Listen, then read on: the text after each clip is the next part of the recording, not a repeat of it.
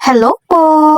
For our second setup naman, kinaumagahan, we are here at Yalamanzil Resort located at Santa Cruz, Magalang for a 7th birthday celebration in floral butterfly theme in shade of pink motif.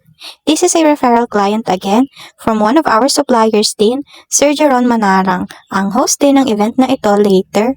Napalaban na naman nga kami sa outdoor setup na ito dahil medyo mainit pa and open ang space talaga. Pero syempre kinaya pa din aba. May stage nga pala silang ginawa. And dyan kami sa taas nag-set up. Di nga makapag-stock ng balloons kasi outdoor. Kaya kada lobo ko ay itinatali na agad ni Papa Nate. Andito din naman si Sir Jeron kaya tumulog din siya sa amin ng very slight. Napaka-accommodating and maasikasong supplier nga ni Sir. Mapaka supplier or sa client mismo. Napaka-matulungin at ready anytime mag-offer ng helping hand niya. Napakagilas pati sa ding mahusay na host. Lively ang event pag siya ang host.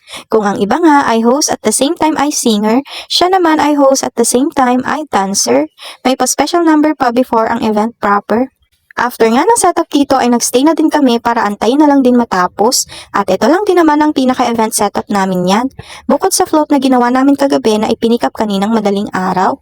Then after the event ay nakakwentuhan namin ng may-ari netong resort na personally kakilala din ni Sir Manarang.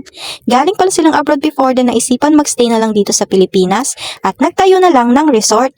Trivia pa nga na ang meaning ng name ng resort nila which is Yalamanzil ay welcome back daw. And ayun lang naman.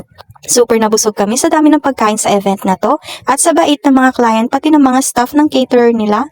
Di ka talaga mapapabayaan. Thank you so much po! And here's the final look na din po. And hanggang dito na lang din. Again, thank you so much po for this referral, Sir Jeron. Ayun lang po. Thank you po and bye-bye!